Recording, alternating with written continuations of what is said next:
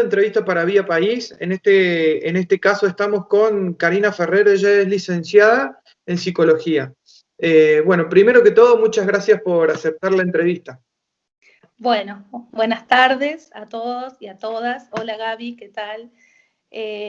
No es algo que me agrade mucho salir en público, y que me conoce lo sabe, pero la verdad que me gustó mucho el tema. Y sobre todo porque es algo que necesitamos hablar y visibilizar. Y tanto los profesionales como ustedes, los medios de comunicación, tenemos una función muy importante en ese sentido, y es una deuda que tenemos con este tema y con todo lo que tenga que ver con la violencia. Que para la próxima, si querés, podemos hablar de violencia de género. Sí, lo vamos a hablar. Está buenísimo para charlarlo. Vos sabés que me sorprendió mucho en esta entrevista que hice, porque nos enteramos a través de las redes sociales, y sí, me sorprendió mucho porque viste que esto parece que no pasa sino en las grandes urbes, y en realidad está a la vuelta de la esquina. Totalmente. Y eso me pareció muy importante comunicarlo, y que ella lo haya comunicado también, porque puede marcar la personalidad de una persona, por decirlo, durante toda su vida, que fue lo que cuenta ella en su caso. Cuando va ¿cómo se dice? Paciente, ¿no es cierto? Sí. Paciente. Cuando va un paciente de estas características que ha sufrido, recién hablando off the record me dijiste, no es bullying porque el bullying es entre pares. Cuando ha sufrido este tipo de violencia, ¿con qué te encontrás? ¿Con qué se encuentra primero, en este caso vos que sos psicóloga y empezás a atender este tipo de cuestiones? Bien. A ver si entendí la pregunta. Lo que más es la consecuencia fundamental es la baja autoestima. Es esta sensación y la inseguridad, esta sensación de no poder, de no ser, esto que uno siente de que no sirve, de que vamos a fracasar, mucho sentimiento de culpa. Hay algunos rasgos de depresión incluso. Muchas veces se llega a la autolesión y en los casos más graves, bueno, el suicidio, ¿no? Sí. Sí, yo recién te explicaba porque, a ver, el bullying se da entre pares, ¿sí? Cuando la violencia viene de un adulto, bueno, podemos hablar de violencia escolar, de violencia psicológica o de maltrato infantil, en este caso que me comentaste, que es una niña, ¿no? El bullying se da, como dijimos, entre pares, y lo que caracteriza al bullying es que sea sistemático, es decir, a lo largo del tiempo, ¿sí? No es una sola situación o algo circunstancial o ocasional, que ahí hablaríamos en todo caso de violencia escolar. Claro. El bullying, para que exista bullying, se debe dar a lo largo del tiempo, ¿no? Y para que exista bullying, también se debe dar en una diferencia de poder. ¿Qué quiere decir esto? Hay un desequilibrio de poder entre el hostigador, que sería la persona o el niño o niña o adolescente, que maltrata, tanto física como psicológicamente, y el hostigado. Por lo general, el hostigador son niñas o niños que ejercen liderazgo, en este caso negativo. Son niños que aprenden desde pequeños, que se consiguen las cosas, o sea, primero que tienen que hacer lo que ellos dicen y quieren a costa de cualquier cosa, y que eso lo pueden conseguir maltratando, sometiendo sobre todo a la otra persona. El hostigado, que en este caso sería la víctima, por llamarlo de alguna manera, son niñas o niños con, bueno, como dijimos recién, con baja autoestima, introvertidos, tímidos, que muchas veces no tienen demasiadas amigas o amigos, y sobre todo que les cuesta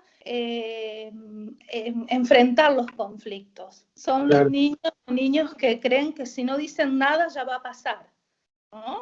Y se lo guardan total, después pasa, digamos.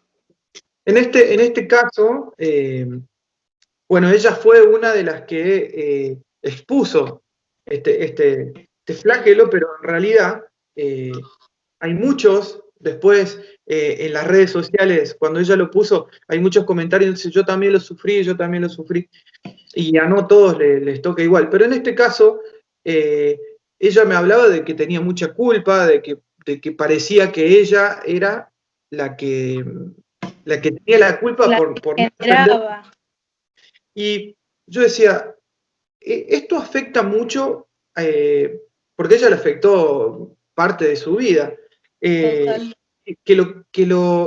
el maltrato lo reciba de una maestra, que es un ícono para nosotros, y que todo el tiempo la esté maltratando. ¿Qué produce en eso en ella? Que puede ser el bullying entre los pares, ¿no es cierto? Y eso existió, pero esta parte es la que me preocupa porque no hay defensa. No, incluso es la palabra de un maestro.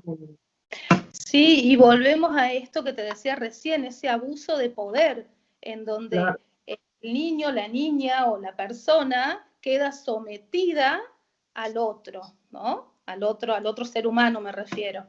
Eso tiene mucho impacto emocionalmente, ¿por qué? Porque los seres humanos somos seres sociales. ¿Qué quiere decir esto? Cada uno de nosotros nos formamos por la mirada del otro. Si no hay una mirada de un otro, no hay sujeto psíquico, decimos en psicología, ¿no? A ver, cuando nace un bebé, ¿cómo lo miramos y el niño va hablando a través de cómo le hablamos, ¿no? Esto, ay, se ríe, ay, tiene frío, ay, mira, ¿no?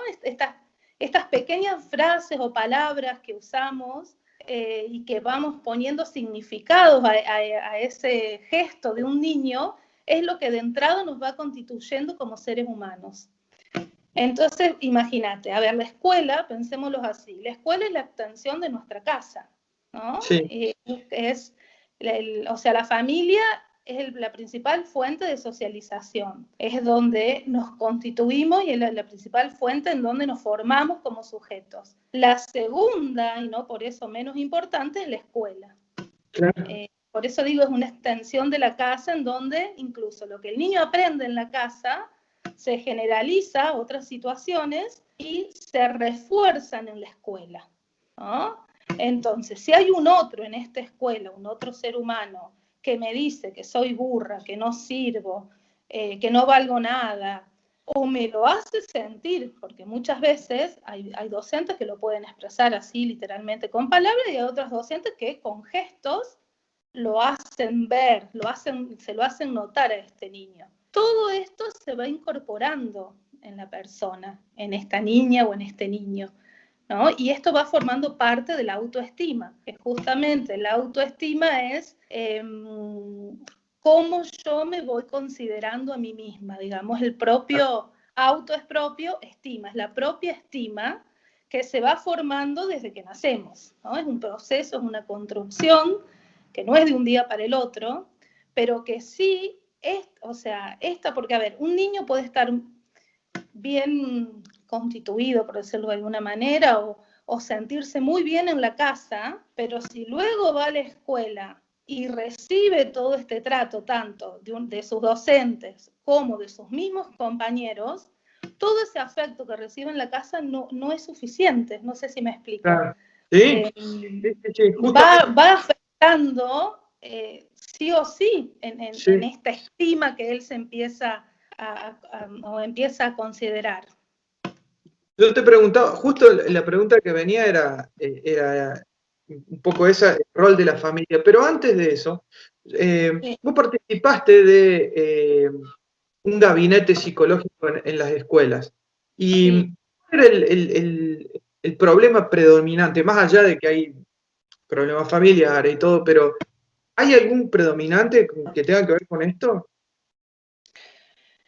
¿En qué sentido me preguntás? Porque hay muchas Sí, cosas que afectan a las escuelas. Hay sí, buenas docentes, que de hecho me he topado con muy buenas docentes, y hay docentes no tan buenas, que cuando digo no tan buenas me refiero a que por ahí no tienen la formación académica, no solo académica, porque yo creo que como todo, una buena profesional, una buena docente, lo bueno y lo malo también depende con los claro. ojos que uno mire y con la vara que se mida, ¿no? En realidad para mí la buena docente tiene que ver esto, con poder tener la empatía y el poder ser conscientes de que forman niños y niñas, Claro, y que eso deja huellas, al mismo nivel que dejan huellas los padres. O sea, en ese punto es sumamente importante el rol y la función de un docente. Y muchas veces los mismos docentes, tal vez porque no se los forma de esa manera, no captan o no terminan de entender esa huella que pueden dejar, para bien o para mal. sí, ¿No? como en No este sé si caso. respondo tu pregunta o si apuntabas a eso. Sí, en realidad la pregunta era, cuando participaste de ese gabinete Sí. psicológico, ¿cuáles eran los problemas que más encontrabas en los chicos, más allá de todo eso? ¿Cuáles eran los problemas que encontrabas? Porque, por ejemplo, yo te cuento cuál fue mi caso como para que vos entiendas. Sí. Una vez nos mandaron a un gabinete psicológico porque mi hijo jugaba con las mujeres, y otra vez lo mandaron porque jugaba solo. Entonces, yo no entendía por qué eso era un problema, que no lo fue en realidad, No, pero que no lo fue. Pero yo digo, hay malas interpretaciones de las maestras, de las autoridades del colegio en cuanto a eso. sí, sí, en realidad hay muchos prejuicios, muchos Ujú. malos juicios, ¿no? Mucha discriminación. Eso fue una de las cosas que por ahí más noté, no solo trabajando en el gabinete, sino en general, en mi carrera profesional, en mi experiencia profesional. No conozco niño o niña que no haya sufrido en algún momento discriminación, o que no se haya sentido menos, ¿no? Eh, sí hay que valorarle a la mayoría de las docentes, porque cuando envían un niño al gabinete o que consulten, en realidad es porque se están preocupando por ese niño o niña, ¿no? Entonces yo creo que eso es súper rescatable, y es preferible que se preocupen y no la indiferencia, que la Claro. indiferencia es otro tipo de violencia, ¿no? Ese niño que total es tranquilito, que no existe, que es invisible. Y eso deja muchas huellas también. Entonces, más allá de que por ahí, en realidad muchas veces se envían los niños al gabinete porque algo al docente o a la docente le preocupa. Y se toma esa preocupación, y eso es válido, ¿no? Después, Claro. bueno, se encargan los profesionales de evaluar si eso es o no, para tratar, para considerar. Eh, Ujú. en realidad lo que se evalúa ahí es si eso es un problema o no para el niño. Yo siempre doy el Claro. ejemplo de los niños tímidos. La timidez es un problema si al niño le trae dificultades para, ¿no? Claro. Si a este niño la timidez no le afecta, tiene poquitos amigos, pero se relaciona y se adapta, digamos, la timidez no es problema, ¿no? Claro. Es problema cuando esa timidez, qué sé yo, le influye para aprender, le influye que no tiene amiguitos, o le influye para comunicarse, o lo sufre, o lo padece, ¿entendés? Con todos los problemas o las demandas del gabinete, en realidad lo que se evalúa es eso. Si eso, qué problemas o qué dificultades le trae eso al niño o niña. Claro. Por último, te voy a preguntar, Sí. para, finalizar un poco la entrevista, bueno, siempre pensando en que ella, en todo lo que me dijo en la entrevista Agustín, si no fuera por mis papás que me creyeron, yo no sabía para dónde ir. Quiero que vos, sabiendo todo esto, puedas explicarle a la gente que el rol de la familia y de creerle a los chicos es muy importante. Sí, el rol de la familia en los casos de bullying o en los casos de violencia es fundamental. El que el niño en algún lugar se sienta apoyado y escuchado, porque el niño que sufre este tipo de violencia o bullying es un niño que en ese lugar no se siente escuchado, ni mirado, ni atendido, que son ni protegido, que son todas las necesidades primarias de un niño o niña, ¿no? Entonces, por eso es fundamental el rol de la familia, que es esa contención que no todas las familias lo pueden brindar, y no porque no quieran al niño o porque no lo puedan hacer, simplemente porque muchas veces no se conoce, no se sabe, uno no sabe como papá o como mamá cómo actuar. Muchas veces creemos que, bueno, es una peleita de niños, que ya se les va a pasar, y ahí es donde nos equivocamos, ¿no? Claro. Porque va mucho más allá de una peleita. Porque volvemos a repetir, esto es sistemático, es a lo largo del tiempo, no es hoy, mañana y se termina. Y más crónico sea, digamos, más tiempo lo padezca el niño, obviamente más consecuencias va a tener, por ende más tóxico va a ser eso para la persona, ¿no? Bueno, Karina, muchísimas gracias por bueno, seguramente cuando escuche también la entrevista me voy a decir, ay, no dije esto, no dije lo otro, ¿viste qué pasa siempre? Sí. Pero sí, bueno. o yo, ¿cómo no voy a preguntar esto? Totalmente. Esos son los propios parámetros de autoexigencia de cada uno, ¿viste? No, de todas maneras, agradecerte a vos por tenerme en cuenta y sobre todo por visibilizar este tema, ¿no? Que es algo que todos somos responsables. Y el niño que lo padece, de verdad que se deja muchas consecuencias, incluso en su vida adulta. Yo me encuentro con adultos en el consultorio que de repente indagando, viendo o escuchando, cuentan historias de este tipo, de este estilo, o han sufrido algún tipo de violencia a lo largo de su vida. Por eso es importante que estemos atentos como adultos, ¿sí? Que pidamos ayuda, porque justamente no hay un manual de cómo ser papá, cómo ser mamá, vos eso lo debes saber. Uno va haciendo como puede y tratando de no cometer a lo mejor o no caer en los errores que han caído nuestros padres por desconocer o bueno, o porque también cada uno va haciendo como puede, ¿no? Entonces, tenemos mucha ayuda en todo sentido. O sea, si uno no sabe cómo resolver determinada situación, es importante pedir ayuda al colegio. Los colegios actualmente están mucho más preparados y capacitados con este tema que hace años atrás, ¿no? Claro.